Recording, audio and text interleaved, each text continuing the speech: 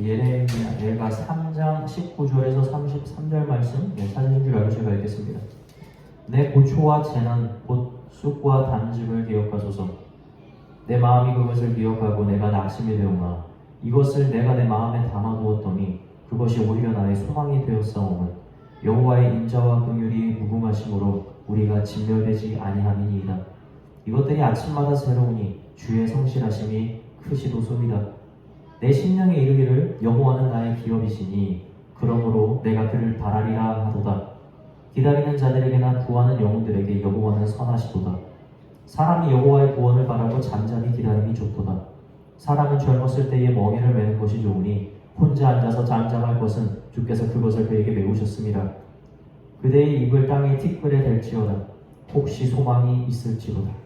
자기를 치는 자에게 뺨을 돌려대어 치욕으로 배부릴지어다. 이는 주께서 영원하도록 버리지 아니하실 것이니요. 그가 비록 근심하게 하시나 그의 풍부한 인자하심에 따라 긍휼히 여기실 것입니다. 주께서 인생으로 고생하게 하시며 근심하게 하심은 본심이 아니시로다. 아멘.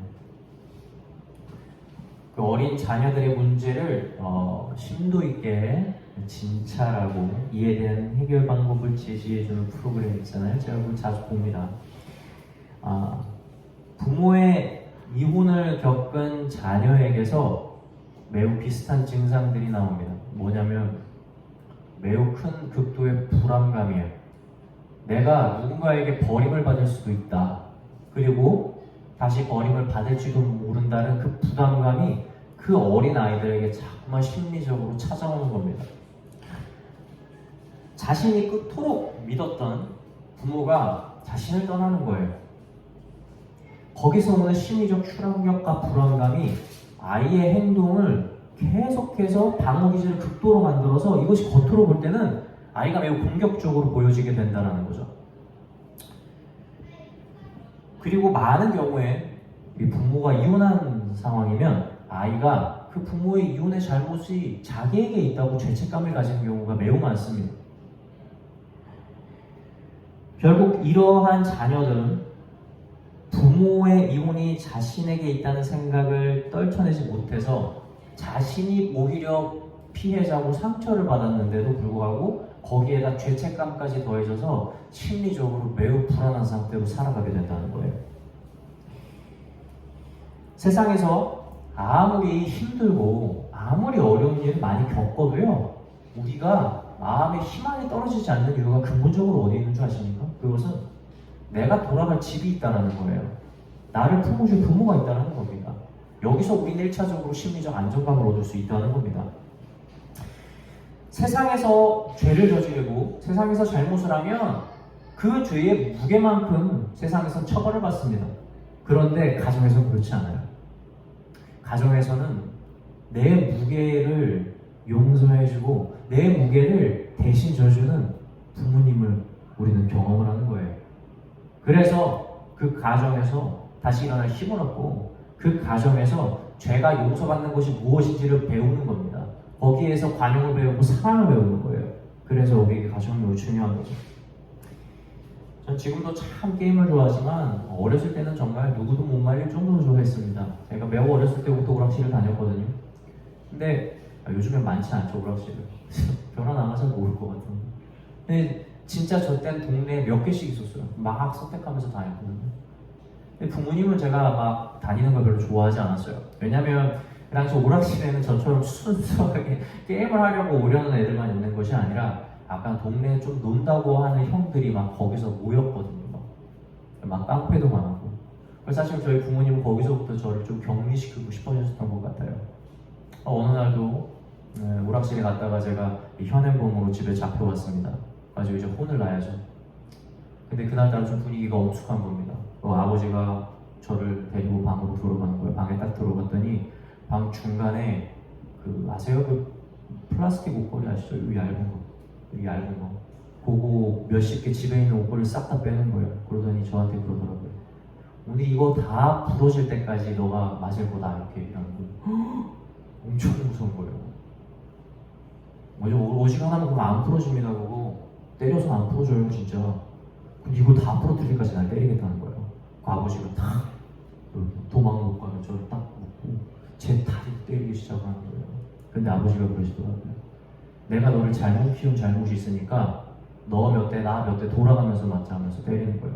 그래서 아버지도 맞고 저도 맞고 하면서 진짜 그 수십 개의 집에 있는 모든 플라스틱이 다 부러질 때까지 맞았어요. 제가 혼자 방에 가서 막 울었어요. 근데 그 막 발에 막 다리가 막 빨개져갖고 울퉁불퉁한 자국 난 거 보면서 아버지가 그러죠. 와 진짜 어떻게 자식이 이렇게 돼? 저건 인간도 아니다. 막 이러면서 막 혼자 울었어요. 나중에 방에 탁 들어와서 누워있는 아버지의 다리를 탁 봤는데 와 이게 다리가 다 새까매져 있는 거예요. 꼭 죽은 다리 같이 시체 다리 있잖아요. 종아리가 완전히 다 새까매져 있는 거 보고 제가 깜짝 놀랐어요. 알고 보니까 때릴 때 저는 살살 때리고 자기 다리 세게 때리면서 다 부러뜨린 거예요. 제가 그때 마음이 얼마나 아팠는지 몰라요. 제가 그날 그걸 경험하고 나서 그 이후로 오락실을 계속 갔어요. 끊지 못합니다. 어떻게 참새가 방앗간을 그냥 지나가겠어요? 오락 진짜 좋아했어요. 그런데 행동이 좀 바뀌었어요. 어떻게 했냐면 제가 오락실을 갈 때는 허락을 받고 갔습니다. 그리고 되게 많이 절제해서 최대한 안 갔어요. 그렇게 해서 되게 많이 안 갔습니다. 그렇게 행동이 바뀐 거예요.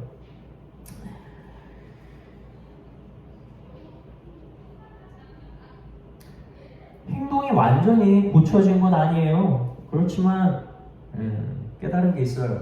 그게 뭐냐면 나를 품어주는 집이 있다. 나를 훈계하고 나를 사랑해주는 부모님이 계시다. 라는 그것이 내 마음속에 자리 잡게 된 겁니다. 이처럼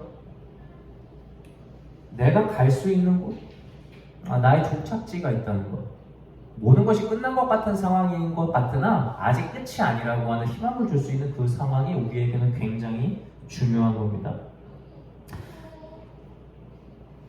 죄로 인해 징계를 받고 세상에서 겪은 모든 수모와 고통을 겪으면서도 버림받았지 않았다는 것, 그리고 나를 품어줄 곳이 있다는 확신이 우리를 다시금 새롭게 해줄 수 있다는 거예요. 이스라엘 사사 중에 우리는 삼손이라는 인물을 너무나 잘 알고 있습니다. 이 사람은 그 당시에 블레셋으로부터 이스라엘을 지키기 위해 하나님께서 굉장히 각별하게 큰 힘을 주셨는데 굉장한 힘이에요. 사실 인간이 상상할 수 없는 힘입니다. 말도 안 되는 장면 많이 나오잖아요. 막 동물의 꼬리를 막 부르지로 하잖아요. 근데 이 사람의 비밀이 하나 있잖아요. 뭡니까? 그 머리를 자르면 안 돼요. 원래 나시린으로서 난 사람 머리 함부로 손대면 안 되거든요. 그리고 삼손은 특별히 그 힘의 비밀이 머리카락에 있게 하나님께서 하셨어요. 그런데 이 삼손이 다 비밀을 지키다가 어느 날 들릴라라는 여자한테 너무 이 여자를 사랑한 나머지 그 여자의 꾀임에 넘어가가지고 그 여자가 블레셋의 편에 서지 않았습니까? 그래서 그 비밀을 알아낸 거예요. 그래서 어느 날 삼손이 자신의 품에 딱 잠들자 어떻게 합니까? 사람을 불러가지고 그 머리를 민 겁니다. 그 사람이 삼손이 일어나가지고 블레셋 사람들을 보고 내가 이전과 같이 힘을 쓰겠다 했더니 힘이 하나도 나오지 않는 거예요. 그래서 이 블레셋 사람들한테 잡혀가요. 두 눈이 뽑히고 그 밑에서 돌기둥을 감옥에 갇혀가지고 그걸 이렇게 돌리는 이러한 일을 하게 되는 겁니다. 얼마나 비참한지 몰라요.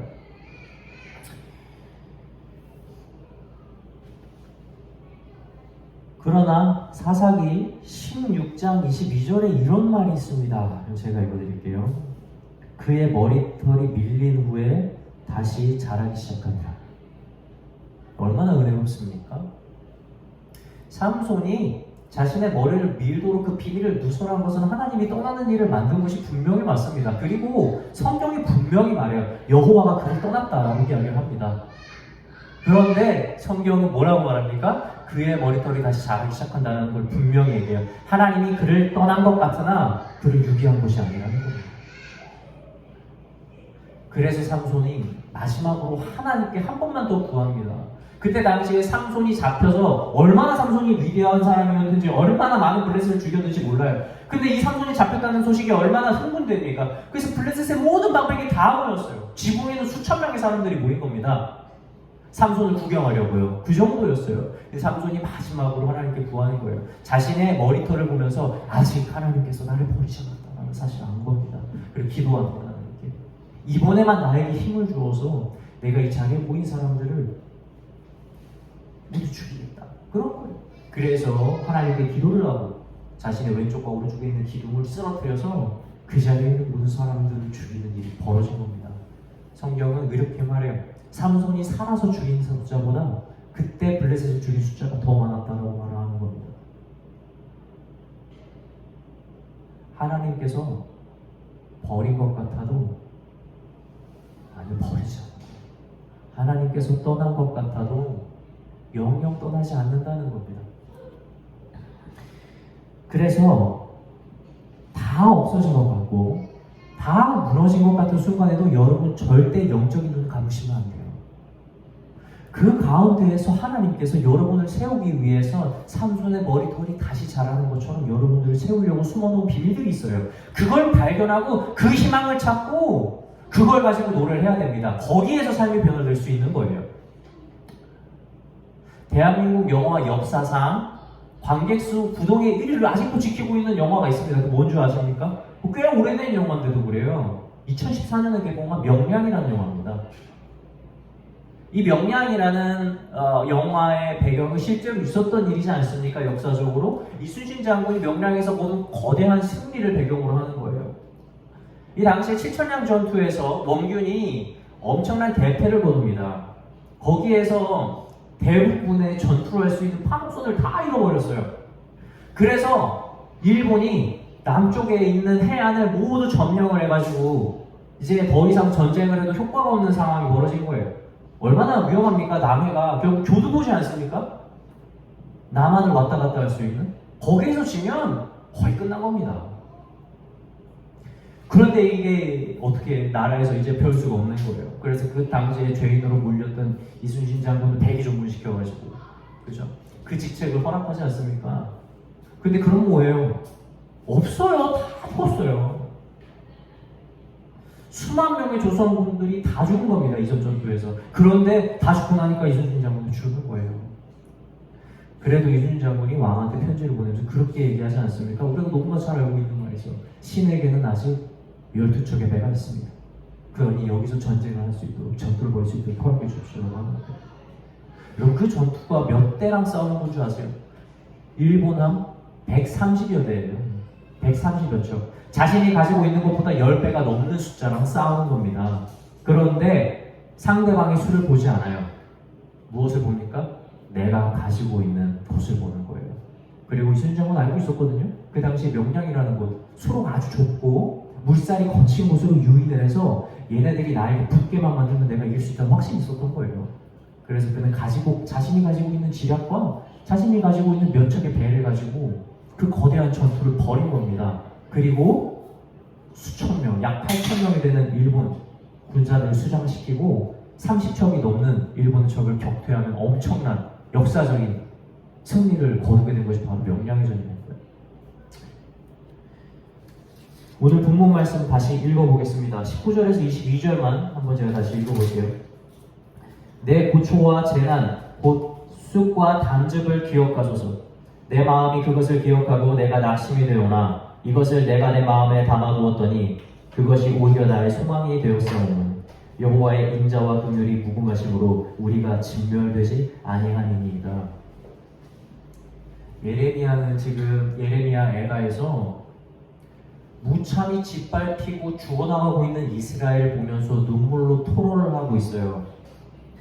하나님의 침묵 가운데 엄청난 고통을 느끼고 있습니다. 그러나 그 속에서 예레미야가 한 가지를 발견한 겁니다. 그게 무엇이죠?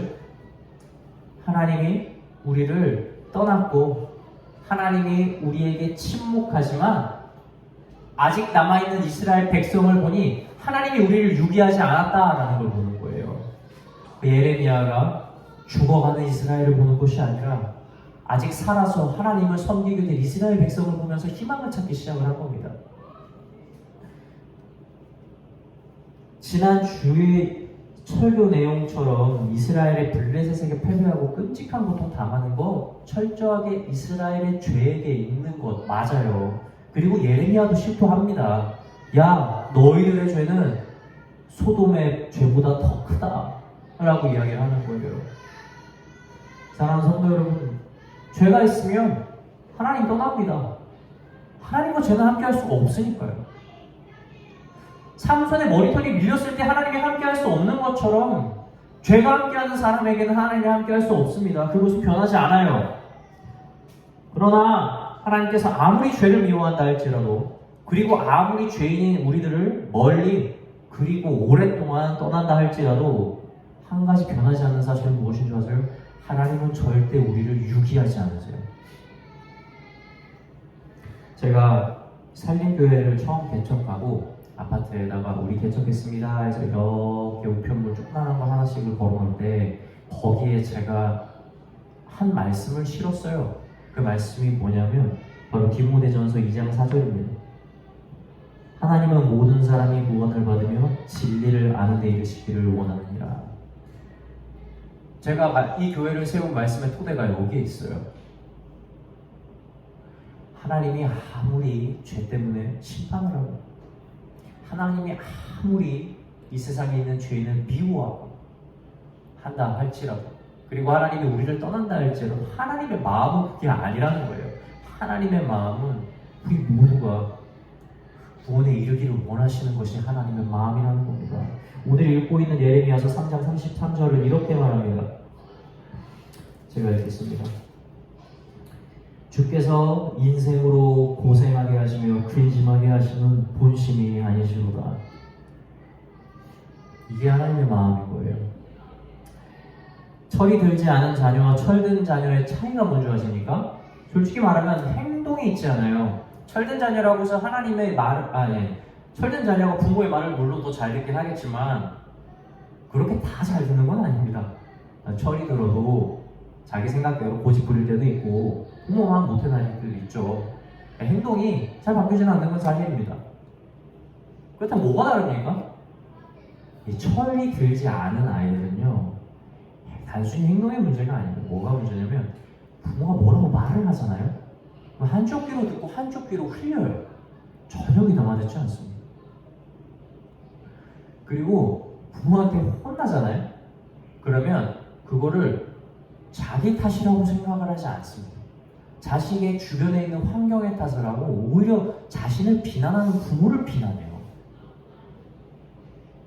그 부모가 어떤 훈계를 했을 때 그것이 귀중한 줄을 깨닫지 못합니다.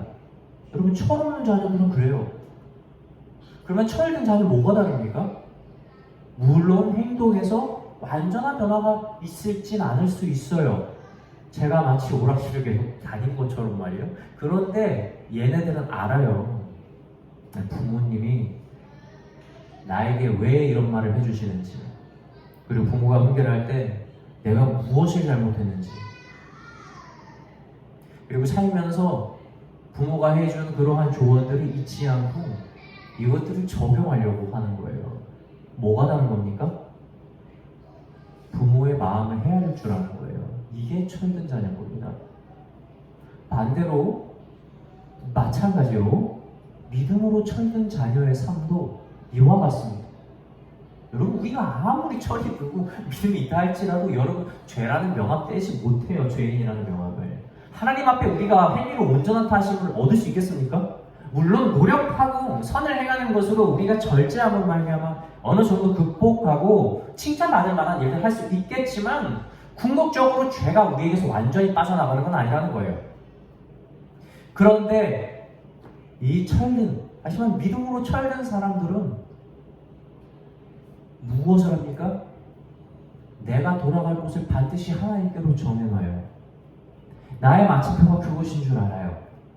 세상에서 아무리 고통받고 힘들어도 내가 하나님께로 갈 곳이 있다는 걸 압니다. 내가 죄를 지어서 하나님의 훈계를 받고 채찍 때문에 아프고 하나님께서 지금 나를 떠났다 할지라도 하나님이 저기 뒤에 숨어서 나를 보고 계시다는 그 사실을 정확하게 알고 있어요. 그게 다른 겁니다.